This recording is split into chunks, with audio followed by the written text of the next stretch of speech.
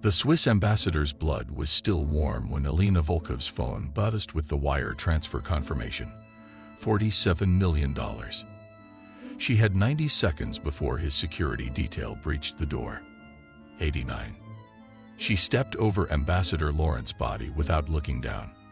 Not because she was cold, though she was, but because looking would cost her 2 seconds. The wall safe behind the Monet was already open, its contents downloaded onto the encrypted drive in her pocket. 82 seconds. The problem wasn't the dead diplomat.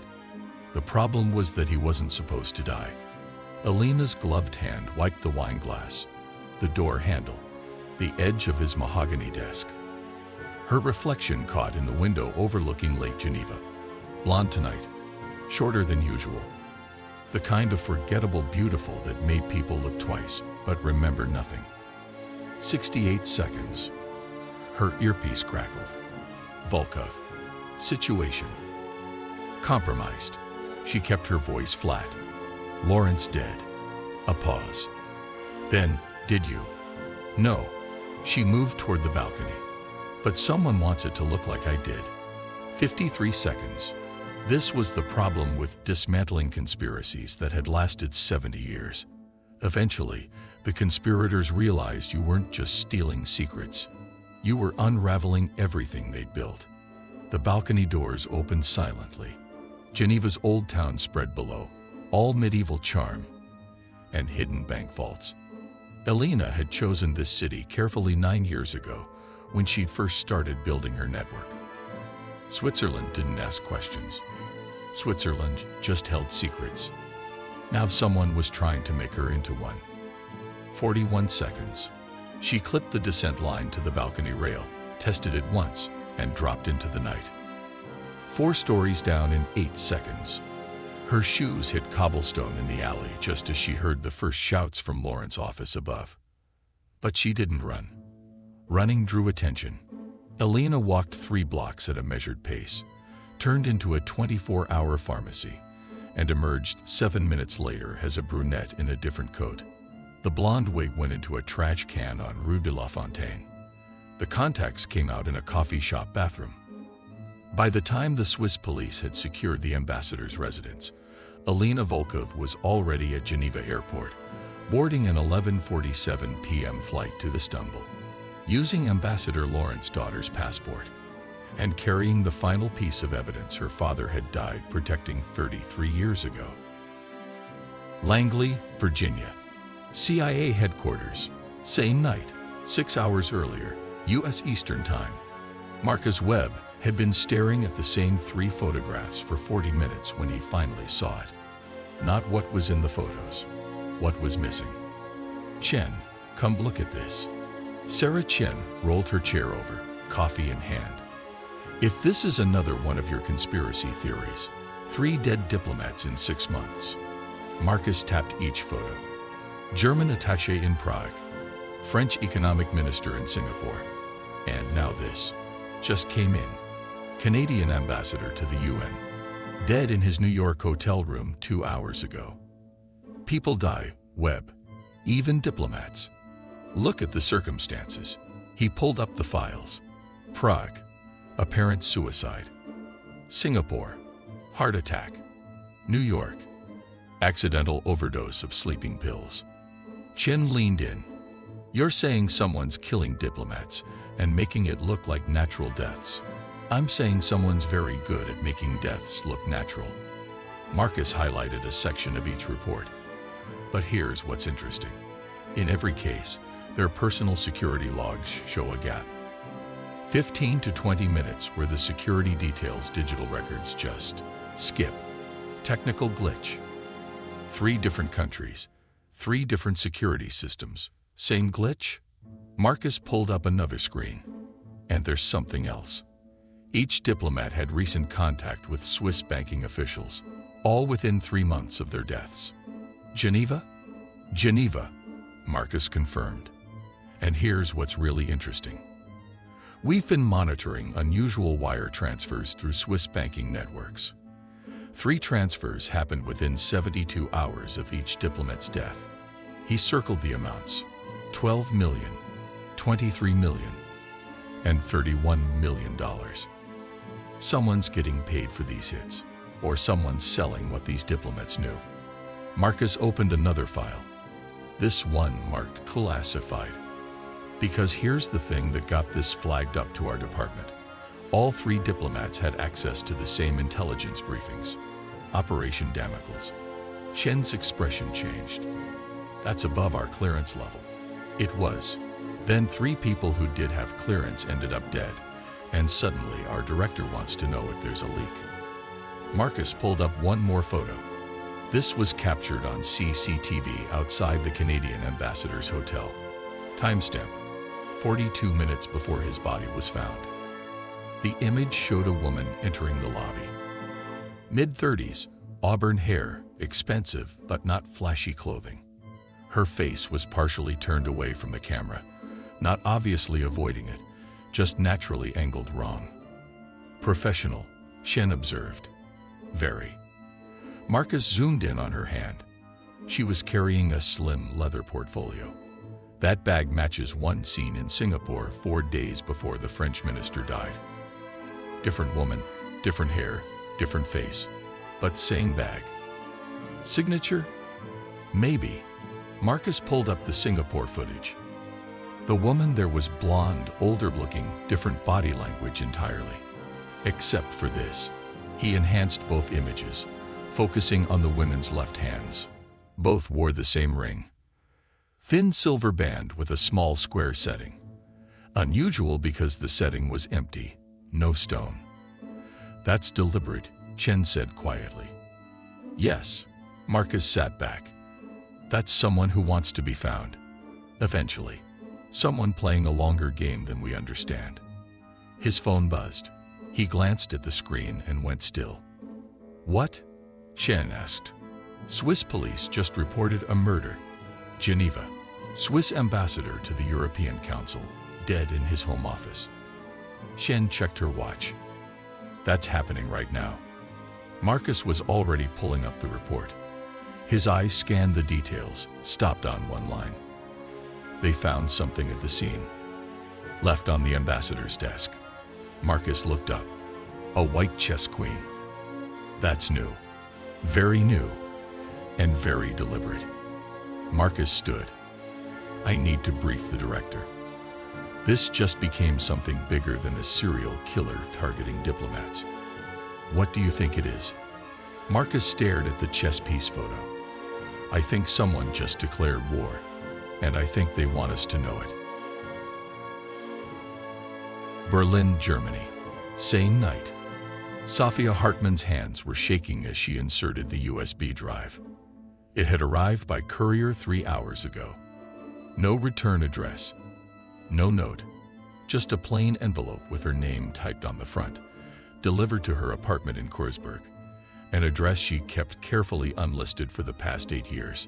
Someone knew where she lived. Someone wanted her to see what was on this drive. The computer screen flickered. A single folder appeared. The Consortium. Inside, 47 files.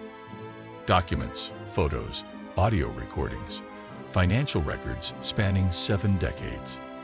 Sophia opened the first document, and her journalist's instincts started screaming. This was real. This was massive. This was impossible. The document was dated 1952. A secret meeting in Zurich between 3 CIA officers and 4 KGB operatives. Not a confrontation, a collaboration. The memo outlined a proposal. Instead of ending the Cold War through diplomatic channels that were already forming, why not extend it? Keep both superpowers in permanent tension. Controlled crisis. Manageable conflict. The benefits were listed with chilling clarity. Military budgets that would never decrease. Intelligence agencies that would never face oversight. Weapons contracts that would span generations. Black budgets that could fund anything without question.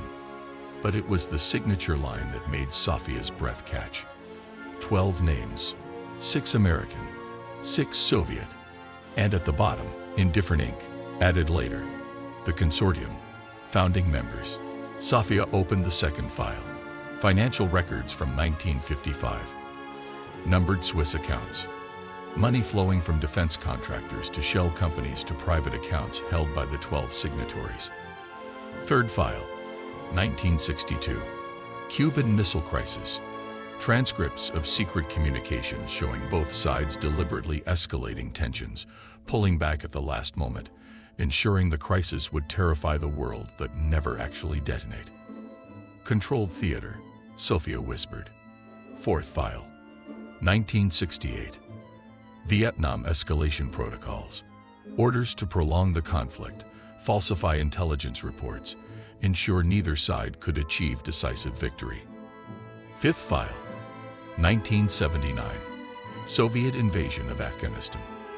American weapons flowing to insurgents through Pakistani channels, but the consortium ensuring the conflict would last decades, not years.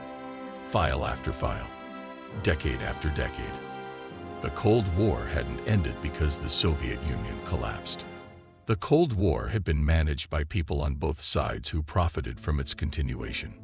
And when the Berlin Wall finally fell, when the Soviet Union finally fractured, it hadn't been victory.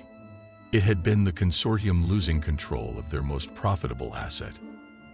Sophia opened file 23. This one was different. Recent. A personnel file. Name: Elena Volkov.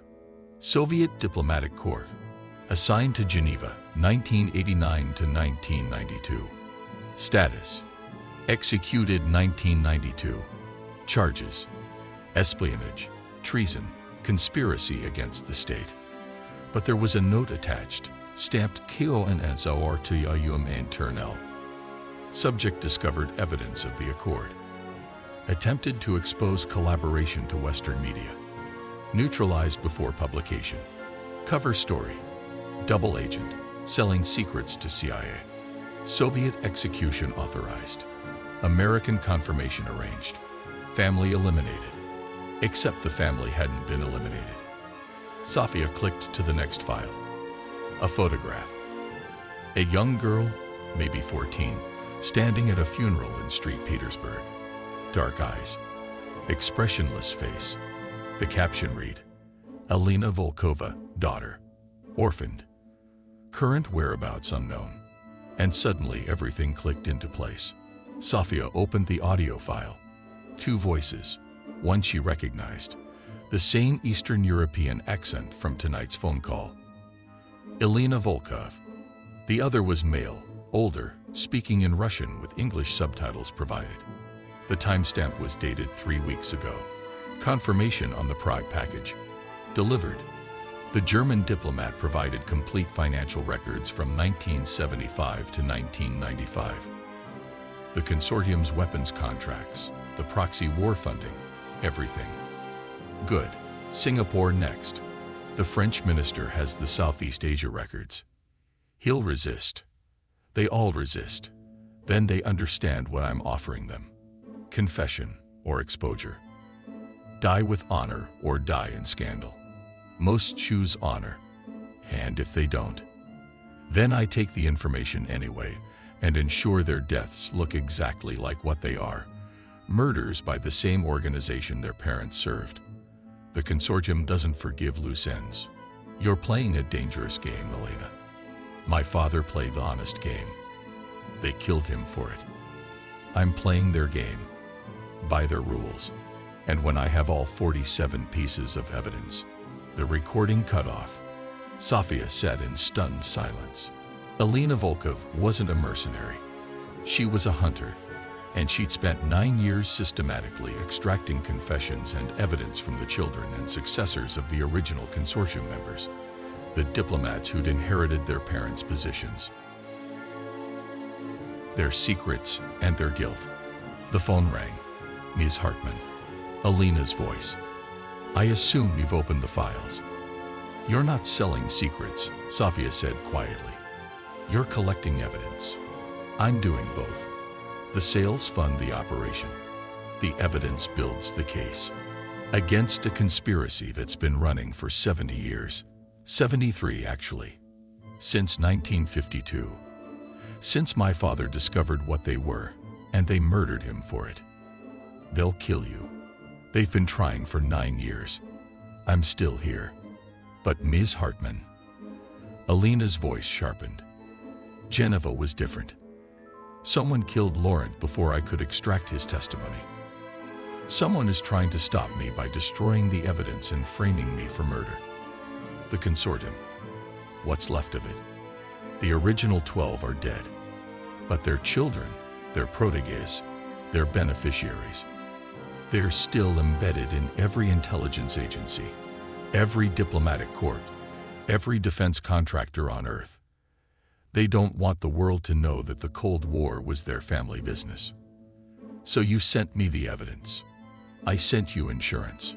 If I die, you publish. If I succeed, you publish.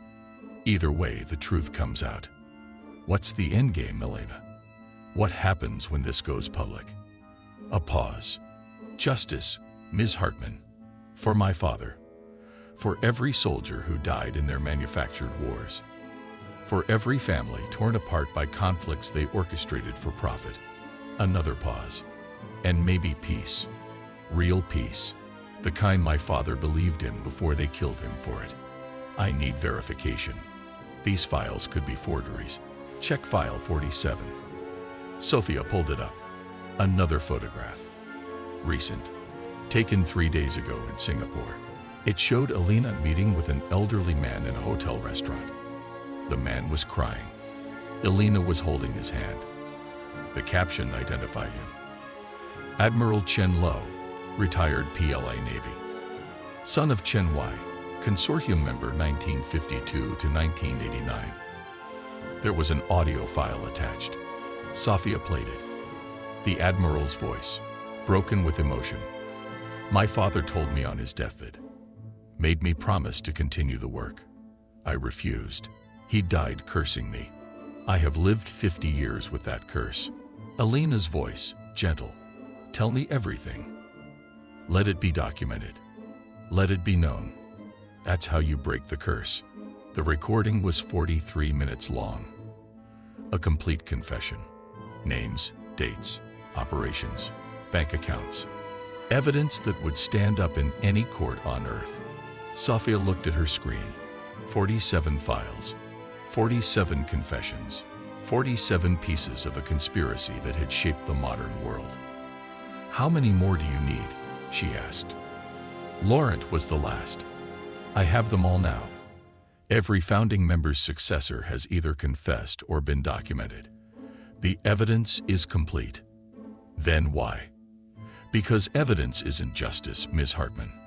The Consortium still exists. The profiteers are still embedded. And if I just publish, they'll bury it. Call it conspiracy theory. Discredit the sources. Make it disappear. So what's your plan? I'm going to make them expose themselves. I'm going to force them into the light. And you're going to document everything when I do. Sophia scrolled down. How? At the bottom. Check the last page below the 12 signatures. There was a single clause. Memo. In the event of exposure or compromise, all signatories agree to activate Protocol Damocles. Complete destruction of evidence, elimination of witnesses, and initialization of the Zurich contingency. What's the Zurich contingency? The Doomsday Clause. If the Consortium is ever exposed, they don't go down alone. They release every classified secret from the past 70 years. Every war crime, every assassination, every blackmail file, every government's darkest moment. All of it, all at once, to every media outlet on Earth. Mutually assured destruction of truth. They'll burn down the entire intelligence apparatus of the modern world rather than let themselves be exposed individually. Make it so chaotic, so overwhelming, that their crimes get lost in the noise. That's insane. That's protection. They've been using it as leverage for decades. Touch us, and we destroy everything. It's why no one's ever gone after them before.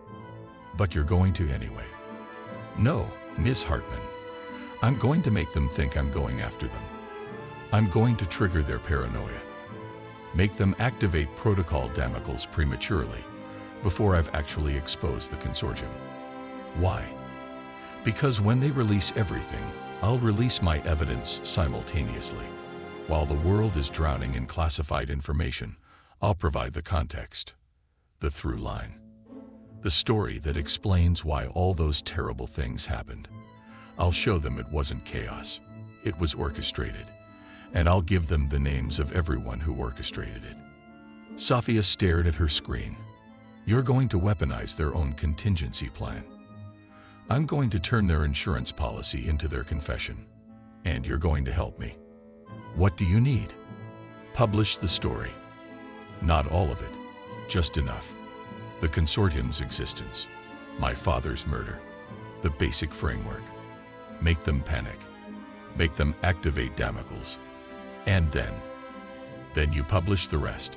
All 47 files. Every name, every confession, every bank account. While they're trying to drown the truth in noise, you deliver clarity. They'll come after me. They'll try. But Ms. Hartman, once you publish, you're safer than you've ever been. They can't silence a story the whole world is reading. Their power is in darkness. Light makes them vulnerable. Sofia's finger hovered over the keyboard. One click, one article, and she'd be declaring war on the most powerful conspiracy in modern history. When? She asked. You have 48 hours. I need to get to Zurich first. There's something I need to recover. What? The original document. The physical copy of the 1952 memo. The one my father died trying to publish. It's been hidden in a Swiss bank vault for 33 years. The Consortium thinks it's destroyed. But my father made a copy, and he told me where it is before they killed him. Elena, if you're walking into Zurich, I'm walking into the heart of their territory. I know, but that's where this ends, where my father's story began, where mine will finish. Dead or alive. A pause. Preferably alive.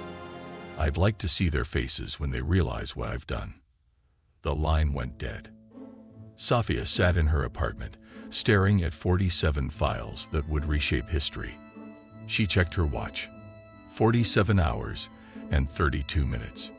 Then she started writing. Istanbul, Turkey, 6:18 a.m. Elena stood on the Galata Bridge watching the sun rise over the Bosphorus, holding a photograph she'd carried for 33 years.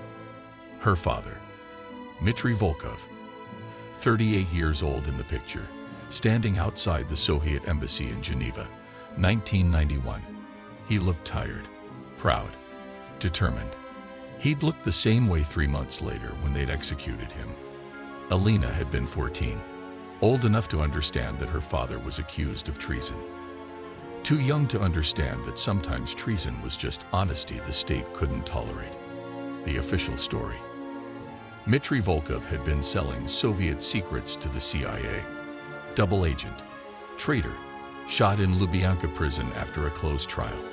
The real story, the one her mother whispered to her the night before she disappeared. Dmitry had discovered something. A conspiracy within the conspiracy. Evidence that the Cold War was an ideological conflict but managed theater.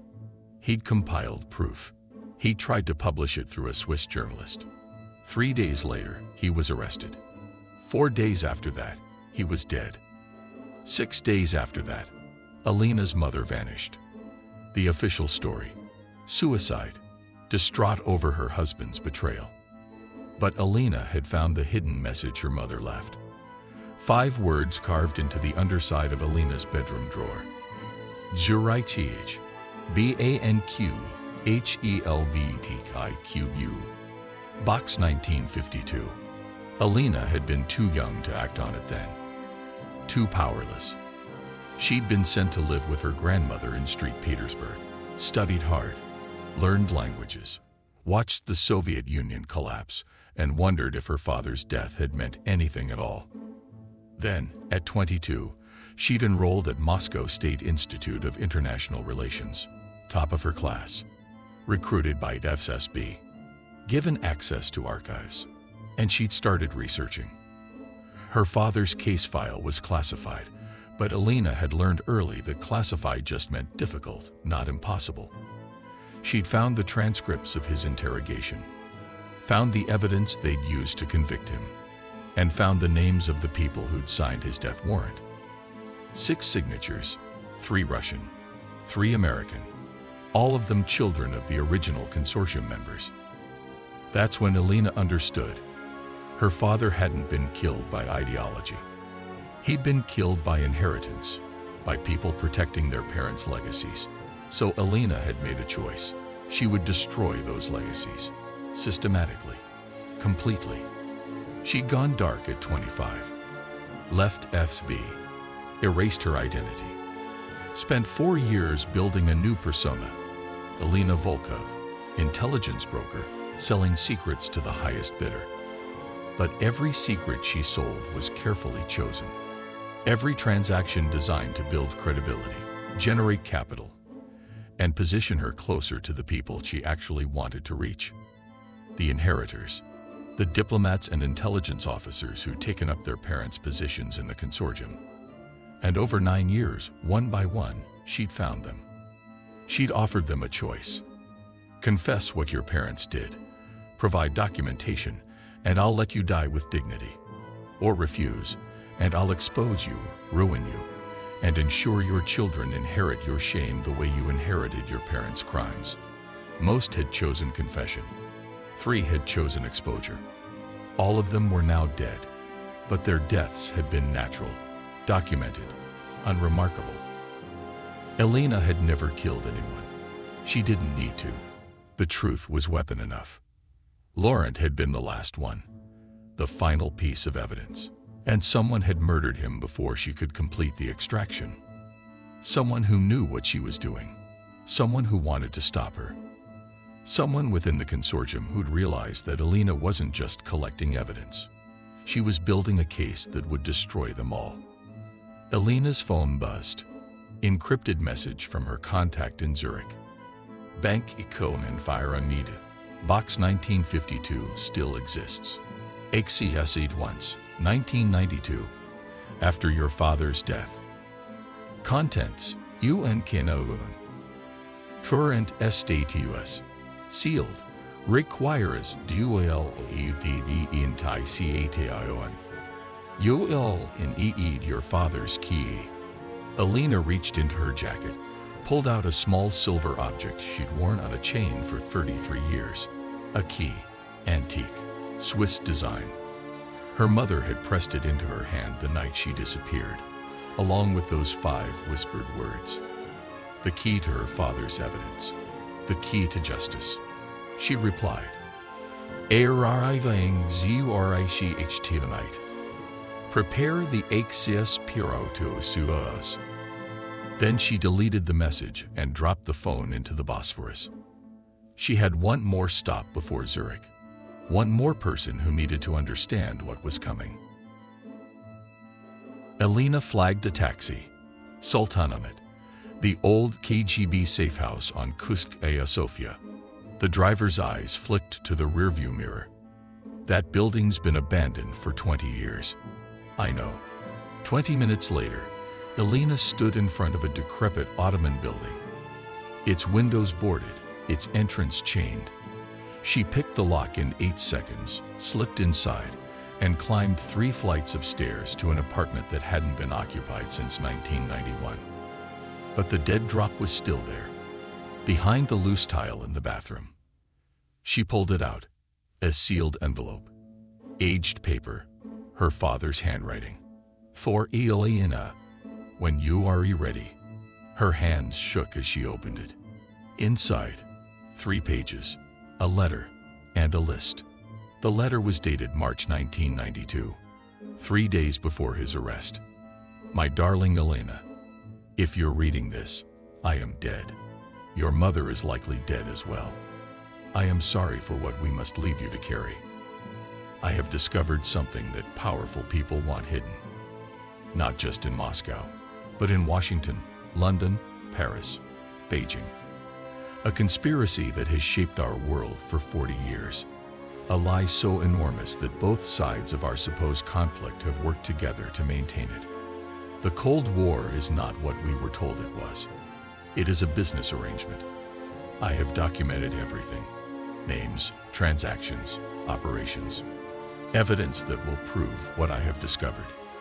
I have hidden this evidence in Zurich, in a bank vault that cannot be accessed without the key I have given your mother. But evidence alone will not be enough. The Consortium, that is what they call themselves, has contingencies. If anyone tries to expose them, they have protocols to destroy the evidence, eliminate witnesses, and release so much classified information that the world will drown in secrets and learn nothing. To defeat them, you must do more than expose them. You must trap them. Make them activate their own destruction protocols. Then provide the context that turns their weapon against them. I have left instructions. Follow them carefully. Trust no one in any government. Build your own network. Document everything. And when you are ready, when you have all the pieces, strike not at them, but at their fear. Make them destroy themselves. I wish I could be there to help you. I wish I could protect you from this burden. But some fights must be passed from father to daughter, from one generation to the next, until justice is finally done. You are strong, Elena. Stronger than you know. You are brilliant. You are fearless. You are my daughter. And you will finish what I started. With all my love, Papa. Elena read it 3 times, tears blurring the words. Then she looked at the list. 12 names. The original Consortium members. Next to each name, a successor, their children, their proteges, the people who'd inherited their positions. 17 names total. Elena had collected evidence from 16 of them over the past 9 years. The 17th name made her stop breathing. Morris, Catherine. Daughter of Morris, Richard, CIA. Consortium, Kevunding Imiambir. Current position. Senior Intelligence Analyst, CIA. Specialty. Protoxual Design and Crisis Management. And beneath that, in her father's handwriting, the architect. She designed PROTOCOO DMOCLES. She is the key to everything. Elena stared at the name. Dr. Catherine Morse, the woman who designed the Consortium's ultimate weapon. The woman who would have to activate it when Elena forced their hand. The woman Elena needed to turn. She pulled out her last remaining burner phone and dialed a number she'd memorized but never called. It rang 4 times. Then, Dr. Morse speaking. Elena's voice was steady. Your father helped murder mine in 1992. His name was Dmitri Volkov. I assume you remember him. A long silence. Then, I was wondering when you'd call. You've known who I am for 3 years, since Prague. I recognized the pattern. My father kept files. I found them after he died, including his notes on your father's case. And you didn't stop me. Another pause. I wasn't sure I wanted to. Elena felt her pulse quicken. Explain. Meet me. Zurich. Tomorrow at noon. Bank Helvetique. I'll explain everything. This is a trap. Probably. But it's also the only way this ends. You want to expose the Consortium. I want to dismantle Protocol Damocles. We might be able to help each other. Why would you betray them? Because I designed their doomsday weapon, Ms. Volkov. And I'd spent 20 years watching them use it as leverage to commit more crimes, start more wars, line more pockets. I built them a sword to hang over the world. I'd like to cut the thread. Elena closed her eyes, calculated risks, assessed variables. If you're lying, then you'll kill me, or I'll kill you. And the Consortium wins anyway. But if we're both telling the truth, we might actually finish what your father started. Elena checked her watch. 43 hours. Noon, she confirmed. Bank Helvetique. Come alone. Same to you. The line went dead. Elena stood in the abandoned safe house, holding her father's letter, and let herself feel, for just one moment, the weight of 33 years. Then she folded the letter, pocketed the key, and walked out into the Istanbul morning. She had a plane to catch, a conspiracy to destroy, and a father's legacy to fulfill. Zurich, Switzerland, 11:47 a.m. Next day. Marcus Webb's phone buzzed as his plane touched down at Zurich Airport. Webb. Director Hammond's voice was tight. "We have a problem. Another body. Worse, a journalist. Sophia Hartmann, Berlin. She just published a story 30 minutes ago. Front page of Der Spiegel, simultaneous release in The Guardian and Washington Post." Marcus felt his stomach drop. Published what? Everything. The Consortium. The Cold War conspiracy. Names of founding members. Evidence of orchestrated conflicts spanning 70 years. A pause. And she's claiming Elena Volkov is the source. That's impossible. Volkov's Read the article, Webb. Read it, and then tell me what Volkov really is. Marcus pulled up the story on his tablet while the plane taxied. The headline hit him like a fist. The QNSO Artilleryum. How CIA and KGB officers prolonged the Cold War for profit and murdered the man who tried to stop them. By Sophia Hartmann. He scanned the opening paragraphs. His hands went numb. Jesus Christ. "Keep reading," Hammond ordered. Marcus scrolled through documented evidence. The 1952 Zurich meeting. Financial records. Confessions from 17 diplomats, all recorded, all authenticated, all dead or dying within the past 9 years. And at the center of it all, Dmitry Volkov, Soviet diplomat, murdered 1992, accused of treason, actually guilty of discovering the truth. His daughter, Marcus whispered. Elena Volkov, she's his daughter. She's been hunting them for 9 years, Hammond confirmed. Every diplomat she sold out was actually a Consortium successor she was extracting evidence from. Every secret she brokered was a piece of the puzzle. She wasn't the threat. She was the threat to them. And now she's forced their hand. Because Webb, 6 minutes ago, we detected unusual activity in classified networks. Multiple agencies, multiple countries, all simultaneously accessing highest-level archives. Marcus understood immediately. They're activating Protocol Damocles. They're releasing everything. Every secret from the past 70 years. Every war crime, every assassination, every blackmail file. They're going to drown Hartmann's story in an ocean of classified information. Where's Volkov now? We lost her in Istanbul yesterday. But Webb. Dr. Morse left Langley this morning. Filed emergency travel. Destination, Zurich. Marcus's blood ran cold. Morse is Consortium. Her father was a founding member. She designed Protocol Damocles. And 4 hours ago, she received a call from an encrypted number. 37 seconds. We couldn't trace it, but the timing. Volkov contacted her. They're meeting. Zurich. We don't know where or when, but it's happening today. Webb, you need to find them. Because if Morse activates Damocles with Volkov present, Volkov will have her evidence ready to deploy the moment the floodgates open. Exactly. The Consortium will release chaos. Volkov will provide context. And by the time the dust settles, the entire intelligence apparatus of the modern world will be exposed as a 70-year criminal enterprise. Marcus was already moving, pushing through the crowd toward customs. What are my orders? Find them. Stop them if you can. But Webb.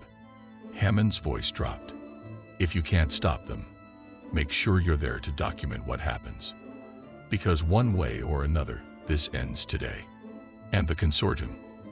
They're scrambling, trying to contain Hartmann's story, trying to discredit the evidence, trying to activate Damocles before Volkov can counter it. But they're panicking. And panicked conspirators make mistakes. Marcus cleared customs in 4 minutes, flagged a taxi. Where would they meet? Somewhere public.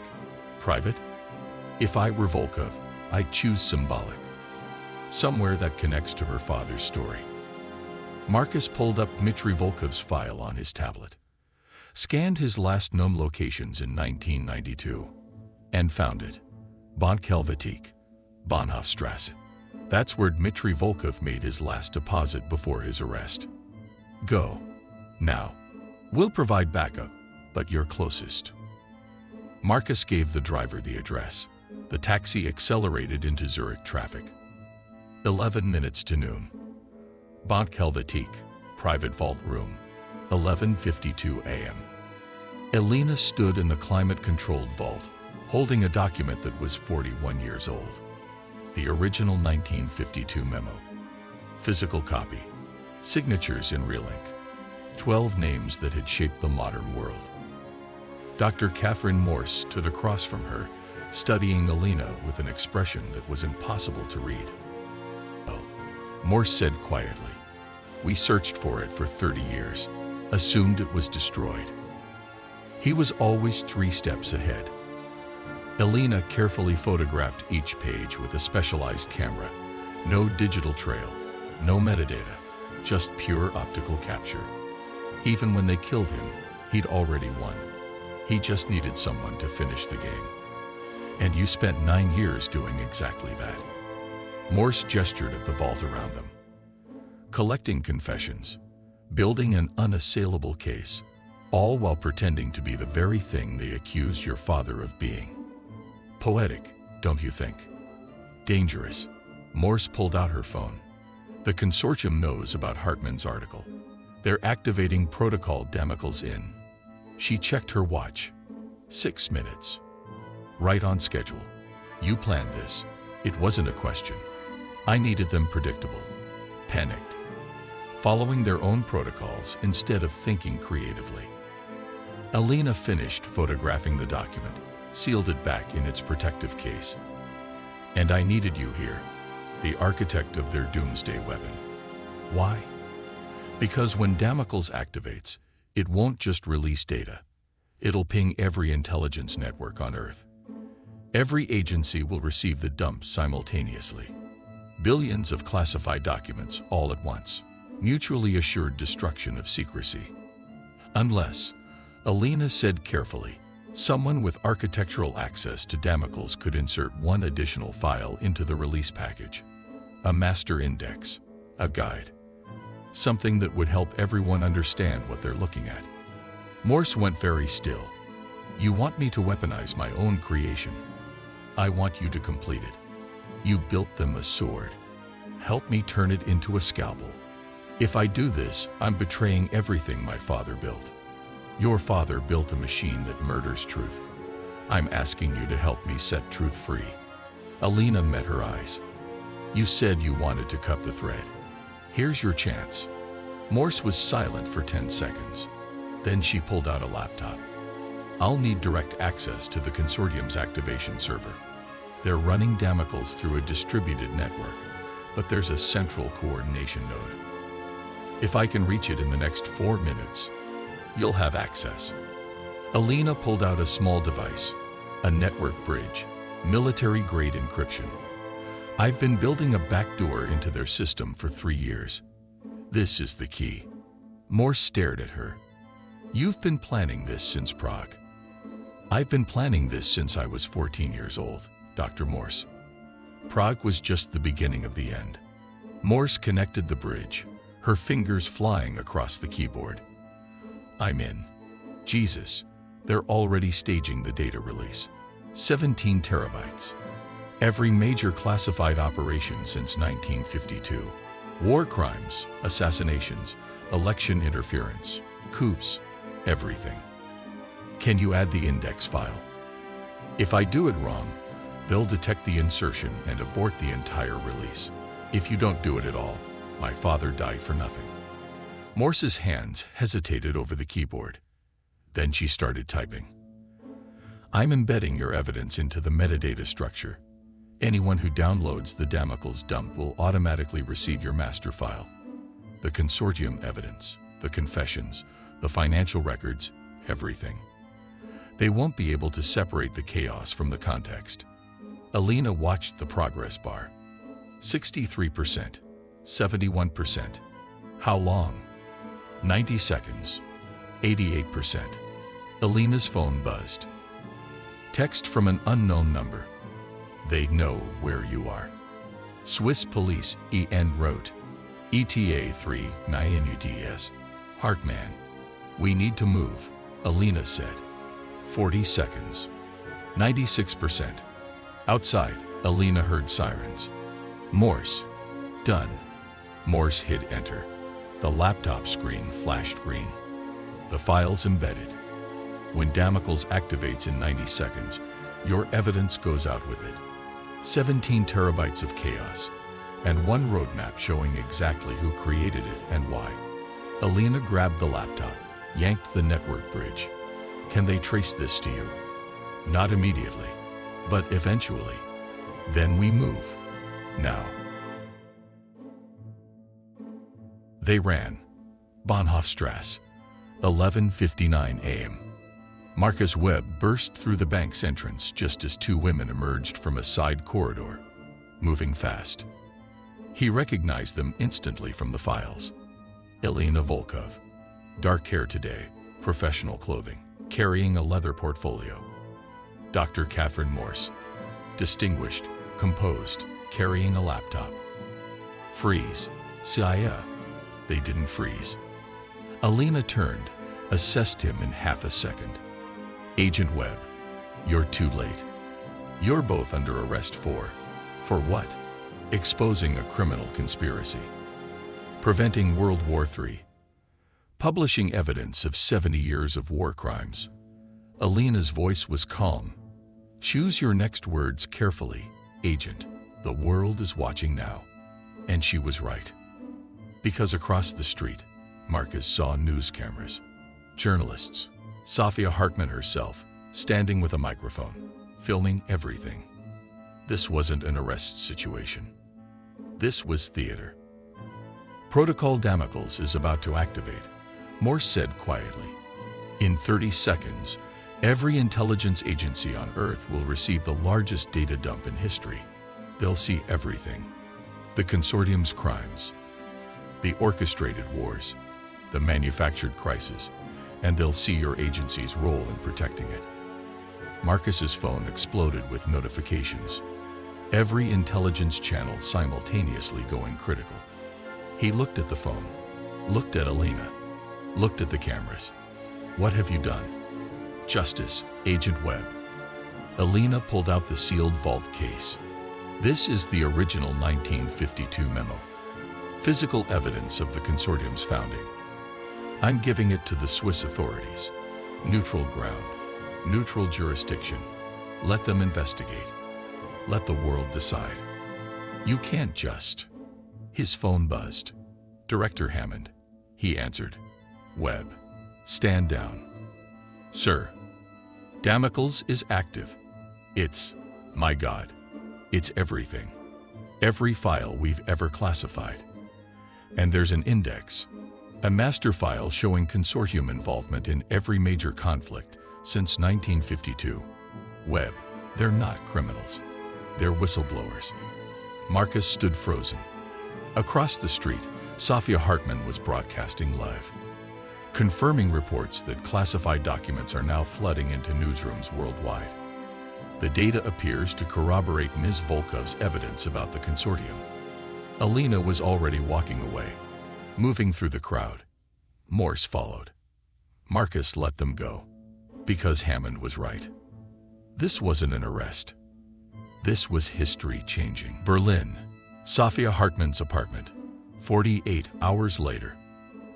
Sophia watched the news coverage in stunned silence. Governments were collapsing. Intelligence chiefs were resigning.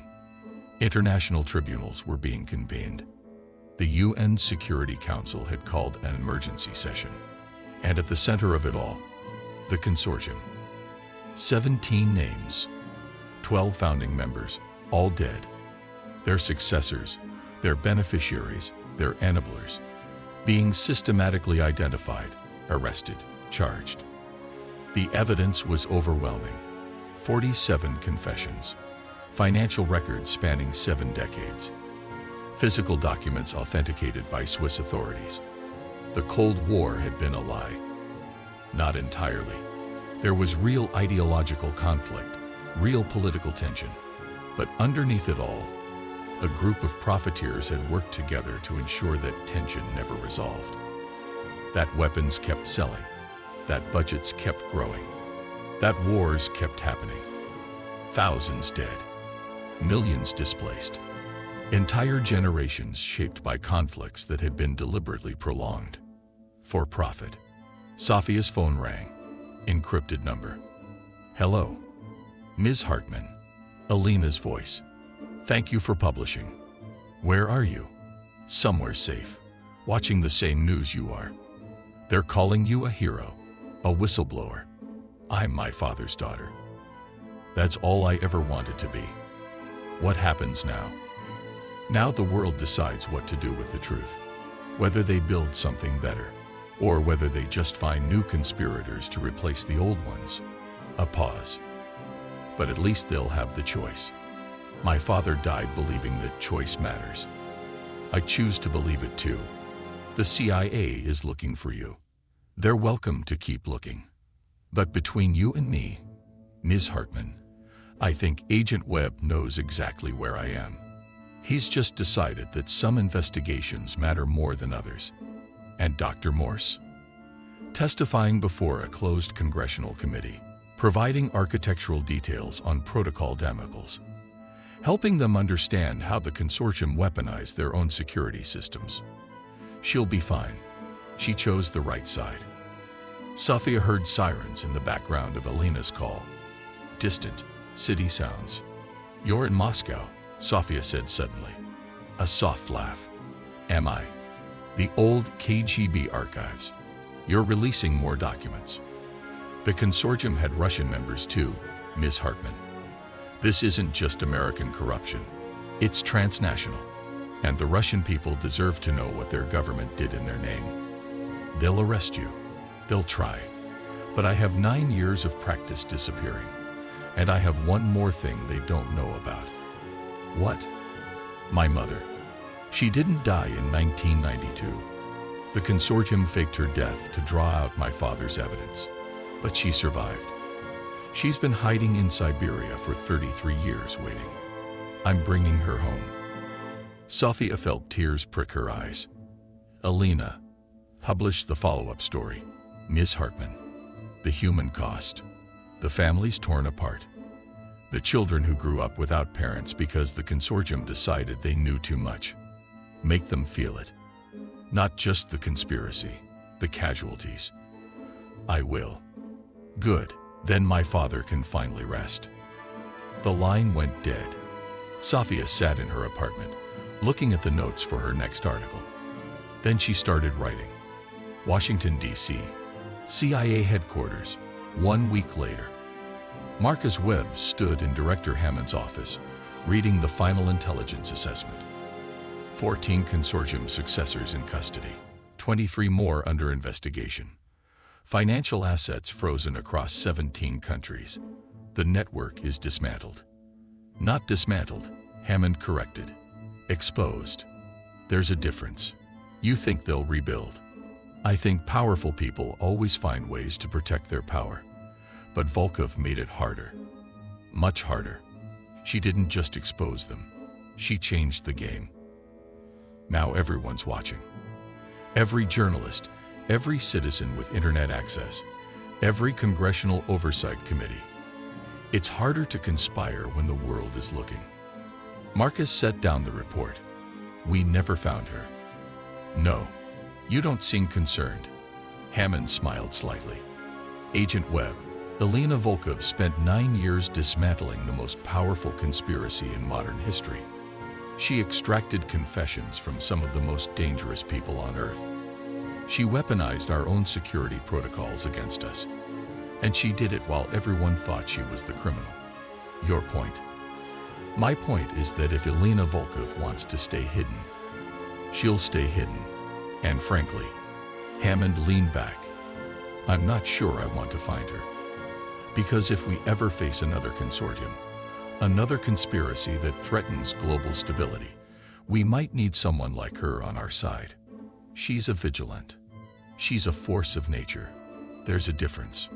Marcus thought about the last time he'd seen Elena, walking away through the Zurich crowd. Not running, not hiding, just walking, like someone who'd finished what they came to do. What about Protocol Damocles? He asked. Being redesigned. Morse is consulting. This time with congressional oversight. Real oversight, not the kind the Consortium circumvented. It'll take years to rebuild trust in the intelligence community.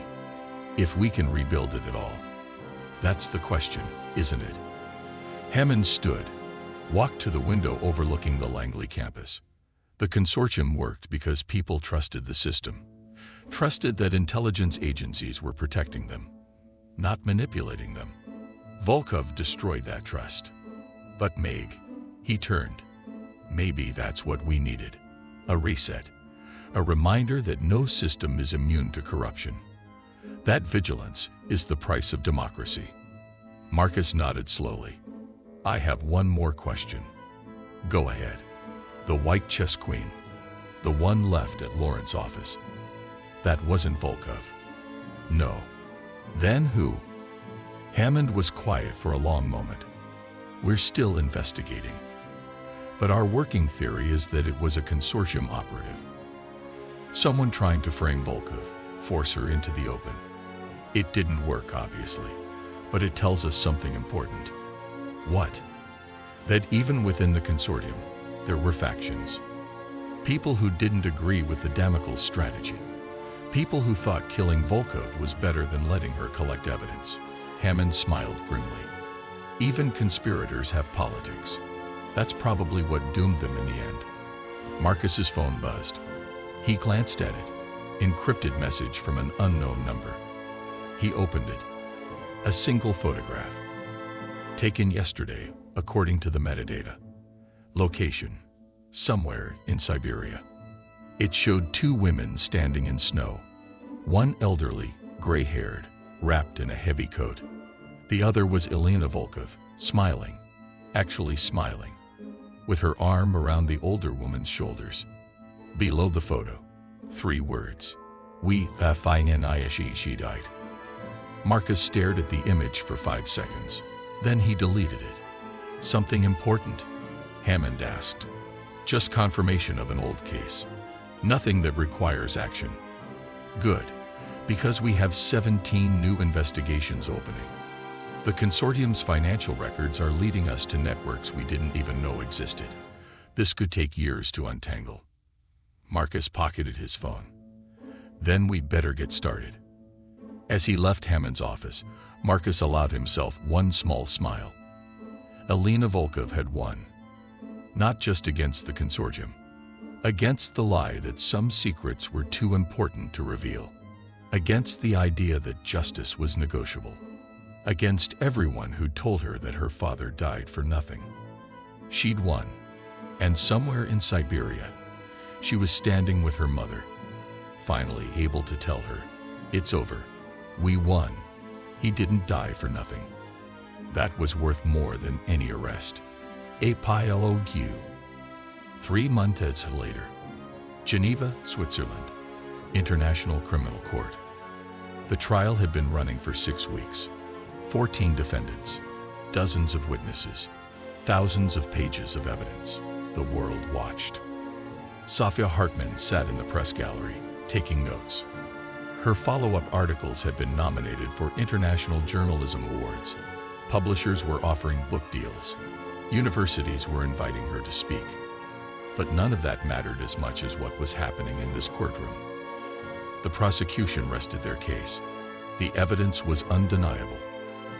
The Consortium had existed, had profited from war, had murdered witnesses, had corrupted the intelligence apparatus of multiple nations. The defense had no credible rebuttal. The judges deliberated for 3 days. then delivered their verdict. Guilty, on all counts. The courtroom erupted. Sofia watched the defendants, aged men and women who'd inherited their parents' crimes, being led away in handcuffs. Justice wasn't just a concept anymore. It was real. Outside, Sofia gave a brief statement to cameras. Then she walked 3 blocks to a small cafe overlooking Lake Geneva. Elena was waiting. Different hair, different face, but Sofia recognized the eyes. "You came," Sofia said. "I wanted to see it, the end." Elena sipped her coffee. "My father would have liked to see this. He'd be proud of you. Maybe, or maybe he'd tell me I took too many risks, that I should have trusted the system to work." Elena smiled faintly. "But I'm his daughter. I inherited his skepticism. What will you do now?" "Disappear, for real this time. I have a small apartment in a small town. I'll plant a garden, read books, live quietly." She looked at Sofia. "I've been hunting for 9 years. I think I've earned some peace. And if another conspiracy rises, then someone else will stop it. There are always people like my father. People who believe truth matters more than power. They'll find a way." Sofia wanted to ask more, where Elena was going, whether they'd stay in contact, what happened to Dr. Morse. But she understood that some questions didn't need answers. Some stories needed to end. Elena finished her coffee, stood. "Thank you for publishing, Ms. Hartman, my father's story. Mine. The truth. Thank you for trusting me with it." They shook hands. Then Elena walked out of the cafe into the Geneva afternoon and vanished into the crowd. Sofia sat alone, watching the lake, thinking about conspiracies and courage and the long shadow cast by one man's integrity. Elena Volkov had died trying to expose the truth. His daughter had spent 9 years finishing what he started. And now, finally, the truth was free. Somewhere in the world, in a small apartment in a small town, Elena Volkov was planting a garden.